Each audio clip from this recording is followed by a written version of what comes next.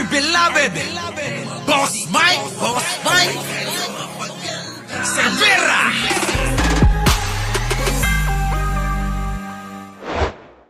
Na yung picture ng tin.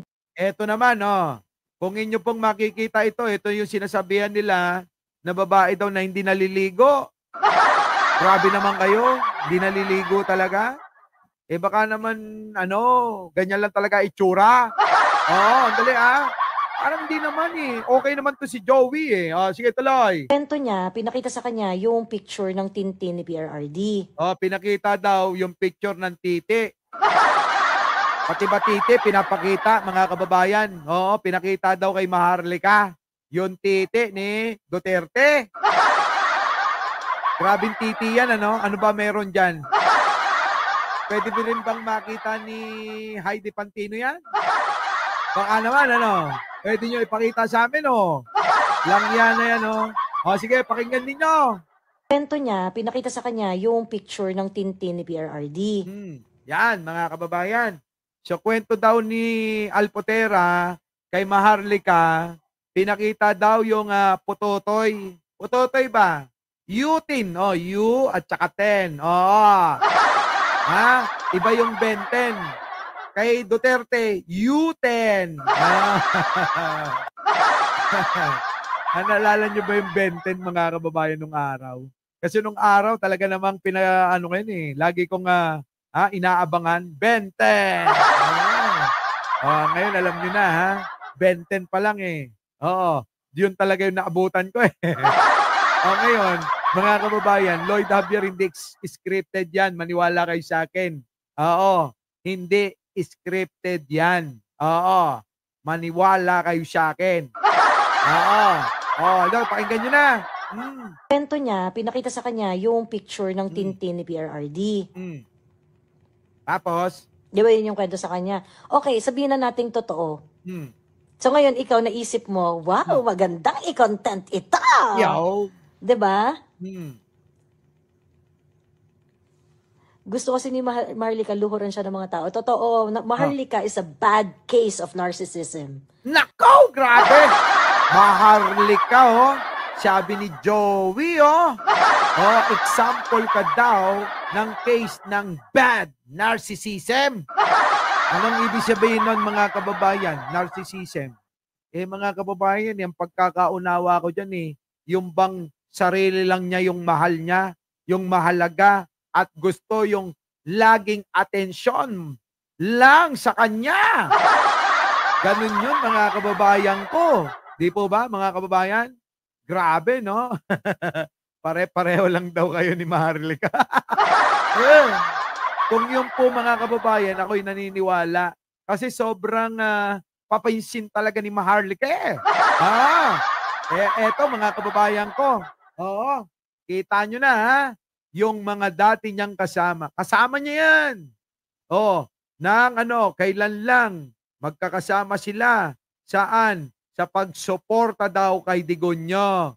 Ngayon, alam na nila na hindi na makakalabas ng buhay pa yung Digonyo na ginagamit nila. Ngayon, mga kababayan, kasangkapan na lang si Digong. Ako'y naniniwala dyan. Si Digong ay kasangkapan na lang ngayon ng mga DDS. Kaya nung napansin nila, ayan, nagkawatak-watak na sila. Kanya-kanya ng bata yung mga nakadikit kay Digong ngayon. Pansinin nyo yung mga vlogger. May vlogger si Bongo, may vlogger si Robin, may vlogger si Bato, at may vlogger din si Hanilet. Diba? Hindi nyo ba napapansin yan? Pansinin nyo! Pansinin nyo maigi, mga kababayan, sapagkat talaga, iba na yung nangyayari sa line-up nila.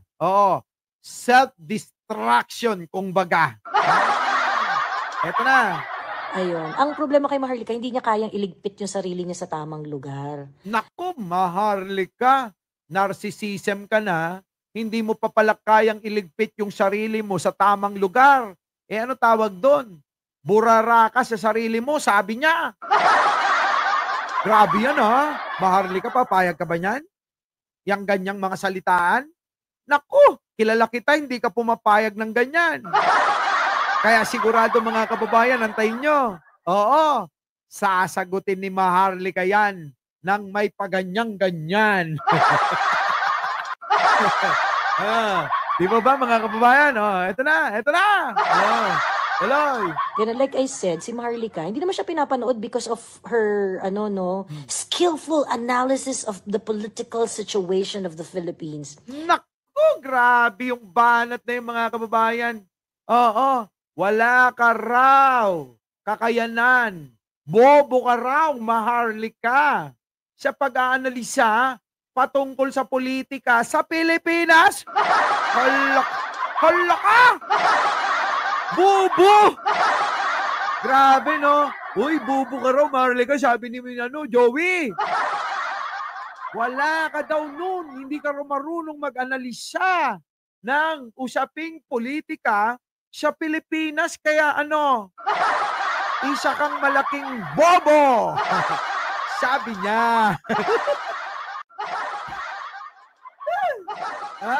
Di ba mga kababayan ko? Sabi niya, hindi ako may sabi nun. Oo, Maharlika, sinusumbong ko lang sa'yo. Kung papayag ka, natanggapin mo na lang lahat yung sinasabi ng mga dating kasama mo, di totoong bobo ka nga. Di ba? Pakitanong nga ako si Maharlika kung bobo siya. Hey! Grabe. Eto na. Ano sabi mo? Ganun, like I said, si Maharlika, hindi naman siya pinapanood because of her, skillful analysis of the political situation of the Philippines. Analysis of political situation of the Philippines. Pati nga akala mo naman napakalalim yung English niya. Pero teka, pagbigyan na natin, si Maharlika naman binabanatan niya. Grabe! Matindi to, mga kababayan ng bangayan, ng mga DDS na yan. Pakihinaan naman ng konti para match na. Oo. Di ba? Grabe. Matindi to, ha? Matindi tong binanat ni Joey na to. Oo. Parang ibig sabihin ni Joey, bobong-bobo si Maharlika. Alam nyo, sa totoo lang, totoo yan. Oo. Yung aking green screen nagalaw. Tanggalin mo muna kaya sa tali niyo. Ha? Mga kababayan ko, Karuba? Ano pagkakaunawa mo doon? Bobong-bobo talaga yung love life mo, Grabe to Ito na, mga kababayan, no? Yan na, ang nangyayari sa mga DDS. Ang tawag nila sa mga sarili nila, mga kababayan, sila lang ng magaling. Oo. Si Maharlika ngayon, mga kababayan, sinusuka na nila. Bakit? Magiging hadlang ba sa inyo si Maharlika? Bakit? Dahil ba center of attraction lagi si Maharlika? Bakit? Kasi hindi nyo kaya yung ginagawa niya? Yung ginagawa niya na sobrang pagpe-fake news niya? Walang niya. Ganun mga kababayan, Iba? Tuloy mga. Isa pa, tuloy-tuloy natin, Kwento niya, pinakita sa kanya yung picture ng Tintin ni PRRD. Di ba yun yung kwento sa kanya? Okay, sabihin na nating totoo. So ngayon, ikaw naisip mo, wow, magandang i-content ito. Di ba? Gusto kasi ni Maharlika, luhuran siya ng mga tao. Totoo, Maharlika is a bad case of narcissism. Nako! Ayun. Ang problema kay Maharlika, Maharlika is a bad case of narcissism. Maharlika, kilala kita, hindi ka papayag ng ganyan. Yung gaganyanin ka ng ng dating ina-idol ka lang? Dati, amot-amot lang ng views yan sa'yo. Tapos ngayon binabanatan ka na. Naku, Maharlika. Kung ako sa'yo, sagutin mo to, baka sabihin at isipin ng mga DDS na mga tatanga-tanga. Totoo yung sinasabi niya. Kaya nga ako ngayon, iniisip ko na bulong ko kaya sa kanya, totoo yan. Eto na, sige, tuloy! hindi niya kayang iligpit yung sarili niya sa tamang lugar. Ganun, like I said, si Maharlika, hindi naman siya pinapanood because of her, skillful analysis of the political situation of the Philippines. skillful analysis of the political situation of the Philippines. Eka, mga kababayan, malupit. Oo. Kala mo talaga, no? Pagka ganitong mga nag-i-English, mga kababayan, akala nyo matatalino, no? Mga kababayan, maniwala kayo. Karamihan ng matatalino, yun ang totoong bobo. Sa sobrang talino nila, kung kanino na lang sila makikinabang, doon na lang sila kumakampi. Tayo mga kababayan, alam nyo naman, firmis tayo kay Pangulo. Hindi magbabago kahit kailanman. Diba, Karuba, Holito Taroy. Diba? Hindi tayo magbabago sa ating paninindigan na ipagtanggol si Pangulong Bongbong hanggang sa dulo. Ganon. Oo. Diba? Eto na, tuloy. Philippines. Hindi siya pinapanood because of that. Wala siya analysis eh. Naku, Diyos ko. Wala ka daw analysis, Maharlika. Ibig sabihin, mahina talaga yung ulo mo at pangunawa. Yun yung tinutukoy niya, mahina ulo mo at pangunawa mo, Maharlika. Naku, Diyos ko, hindi ka dapat pumayag. Dapat sagutin mo yan, Maharlika. Oo, kasi kakampi mo yan kakampi mo. Okay lang kung ako magsabi sa iyo. Bakit? Nasa magkabilang kampo tayo. Pero yung iisa lang yung kampo nyo, tapos sinasabihan ka ng ganyan. Nako, Maharlika. Oo, malaking kasiraan. Di ba? Biruin mo, hindi ka daw marunong mag-analysis? Bobo ka nga. Sabi niya. Grabe, no? Sige, tuloy. Pinapanood siya dahil sa chismis. Nako, Maharlika. Siniraan ka pa. Biruin mo, Maharlika. Sabi ng iyong kasama, pinapanood ka lang dahil sa chismis mo? Grabe, ha? Hindi pwedeng ganun, Maharlika. So, isa kang certified chismosa? Ha? Ganun ba? Ay, away-away na, mga kababayan. Sa susunod, manonood na lang tayo na may popcorn sa kanila. Diba, no? Pero ako, Maharlika, kung ako sa'yo, huwag kang papayag. Oo, concern lang ako sa'yo. Kapag ka hindi mo sinagot itong mga ito, iisipin ng mga tatanga-tanga at bobong mga DDS, alam mo naman yung mga yan. Tatanga-tanga yan. Kaya paniniwalaan niya yung mga yan. Lalong-lalo na si Banat Bay. Tapos itong si Joey. Nako. Eto na nga lang yung mga natitira nyo nakakampi. Wala na si Pebbles. Wala na si Madam Eli. Yun na nga lang yung matatalino nyo na wala pa sa inyo. Di mo ba, mga kababayan? Tuloy. Dahil sa mga chismis niyang dala. Ganyan. Ano? Wala siyang analysis eh. Pinapanood siya dahil sa chismis. Naku. Dahil sa mga chismis niyang dala. Maharlika. Paano yan? Certified chismosa ka na nga. Sabi niya. Diba, mga kababayan? Sabi niya. So ano ngayon? Wala ka ng kredibilidad, Maharlika. Parang pinapanood ka na lang nung mga tao para pagtawanan. Dahil sa mga binabalita mong, fake news, di ba? So ngayon, ano ang may sasagot mo rito? Kay Banat Bay, sa iba dyan, kay T, kay K, kay P, naku, ang dami nila, Maharlika. Sinusuka ka na raw. So paano to, Maharlika? Ayaw na sa'yo. Ayaw na ho, mga kababayan ng mga DDS. Oo. Ayun.